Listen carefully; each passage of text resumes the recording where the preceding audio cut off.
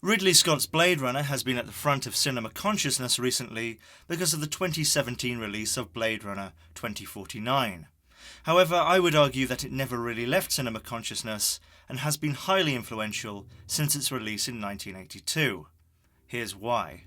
Blade Runner is a science fiction movie presented as a neo-noir, based on Philip K. Dick's novel Do Androids Dream of Electric Sheep? It's about ex-cop Rick Deckard, played by Harrison Ford, hunting down a group of rogue biorobotic androids, or replicants, and destroying them. The replicants, sentient and able, are not only determined to evade Deckard, but prolong their lives, which have been engineered to be very short. Blade Runner deals with issues of identity, what it means to be human, humanity's impact on the environment, corporate domination, and paranoia. Blade Runner has been pastiched and homaged in film, literature, music, video games, and more. I watched sea beams glitter in the dark near the 10-house gate.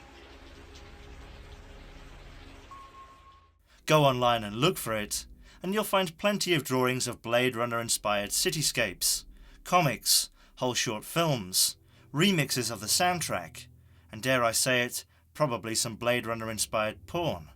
Simply, Blade Runner captured imagination, and it did that by creating a resonating atmosphere. This is something I'm going to come back to repeatedly in this video. The neck-deep atmosphere of Blade Runner has enabled it to permeate itself onto people's memories. It's not just a good film, it doesn't just have interesting ideas, it feels very unique. We can see and feel this as soon as the film begins. We're given an opening crawl with a kind of industrial-esque music over it, so that it almost feels like we're listening to the air conditioning unit in a spaceship. Then, with Vangelis's iconic music really kicking in, we're treated to our first visual proper.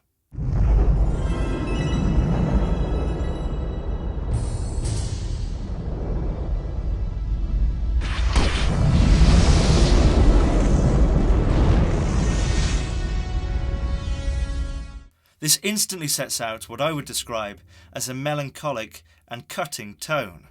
The clever and recurring imagery of eyes, and then the first scene, where replicant Leon is being interviewed by Holden, who's trying to ascertain whether or not Leon is a replicant, tells us we're in for a very deliberate film. By deliberate, I mean the directorial choices throughout have clearly been thought through and considered, and decided upon for their foreshadowing or their tying in with the themes, their atmospheric aesthetic, or their subtle nods to the conventions of film noir. Watching Blade Runner, you can really tell that nothing is an accident. Maybe Ridley Scott could be criticised for tampering with his own work after its completion, or too often after. However, I think to a fairly small degree, the altering versions of Blade Runner and the whirl of opinions surrounding each release have helped it to stay a bit fresh and even introduced it to some. There are 8 different versions of Blade Runner, 4 from 1982, 1 from 1986, the director's cut from 1992, and the so-called final cut from 2007, which is the only version in which Scott had complete artistic control. The differences are too numerous to mention, but a few of note are that the endings of the 1982 and the US and international cuts utilised unused aerial shots from The Shining, and that voiceover from Deckard in a very noir style was used, much to Ford's dismay. No termination date. I didn't know how long we'd have together. Who does? Critically, the director's cut and the final cut inserted scenes previously unseen by the public of Deckard dreaming about a unicorn. At one point, one of the characters in contact with Deckard makes a figure of a unicorn, perhaps implying he has knowledge of Deckard's dreams, and therefore that Deckard himself is a replicant implanted with false memories. Obviously, this change is critical in interpreting the movie's meaning. This is, of course, as with the ending of these versions, ambiguous, and such ambiguity can often lead to debate.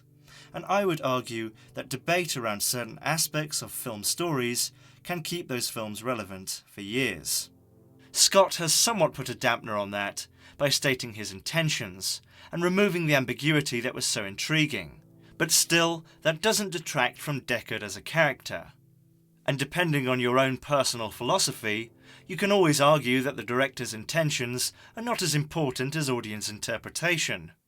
Blade Runner is full of memorable characters, but, perhaps as so often is the case, the most memorable character, at least for me, is the antagonist. Rutger Hauer, as Roy Batty, manages to be both menacing but compelling in his motivations and his thoughtfulness. As the movie progresses, it's hard not to feel sympathetic for him and the other replicants. They're out of life, and really they were slaves for most of their short existences. At the end of the film, as Roy begins to really run out of time, he delivers what is perhaps one of the most famous monologues in recent cinema. I've seen things you people wouldn't believe. Attack ships on fire off the shoulder of Orion. All those moments will be lost in time. Like tears in rain. When Roy talks about attack ships on fire, it's a window into a nightmare.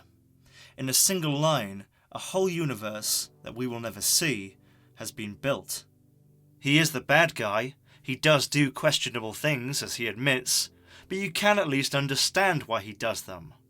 All these elements, the story that doesn't spoon feed, the clever imagery, the multi-dimensional characters, the iconic music and the iconic sets, helps to create a unique atmosphere that I think has theoretically been replicated many times, but never really to the same effect.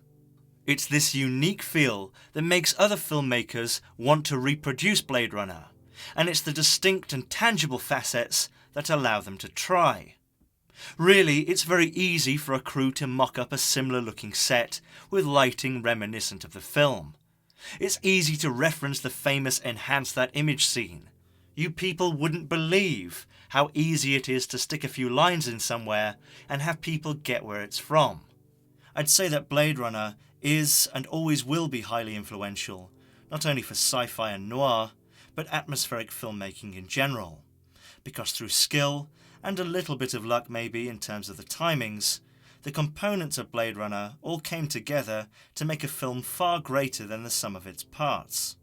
I'd love to know what you think about this, and what you think about Blade Runner in general, and why it is so influential and has been so enduring. As ever, thank you very much for watching, don't forget to leave a like, and join me next time where I'll be discussing why some films and TV end up becoming unbelievable, and end up destroying their audience's ability to suspend their disbelief. See you then.